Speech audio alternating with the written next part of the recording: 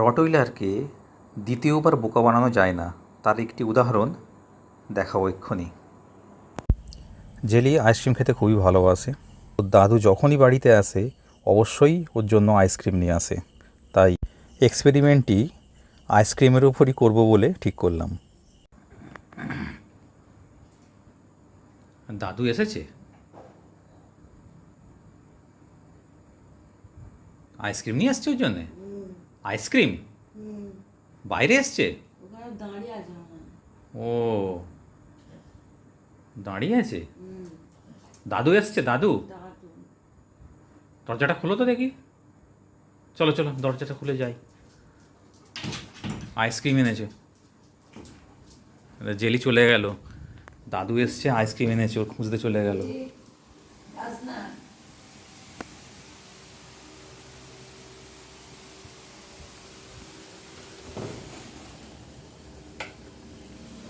এই যে জেলি খুঁজছে, দাদু আইসক্রিম এনেছে।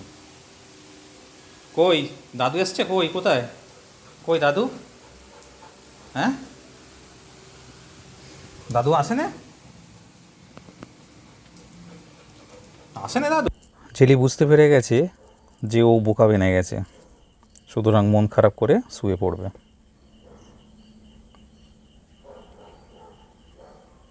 মন খারাপ হয়ে গেল জেলির, মনটা খারাপ হয়ে গেল।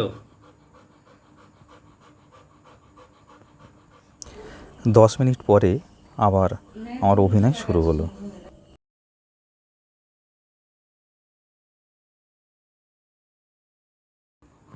হ্যালো, হ্যাঁ বাবা, ও তুমি আসছো? কোথায় আসো এখন? কালীতলায় আইসক্রিম আনবে জেলির জন্যে,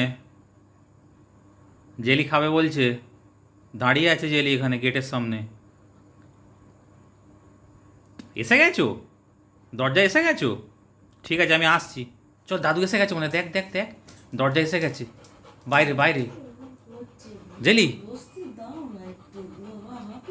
বাইরে এসে গেছে মনে, চ চ চ, দরজা খোল খোল খোল, চ এসে গেছে, দাদু এসে গেছে, চ চ।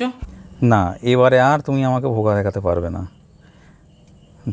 জেলি সঙ্গে সঙ্গে ওর প্রিয় খেলাম অর্থাৎ ওই একটা নুড়ি নিয়ে খেলতে শুরু করলো।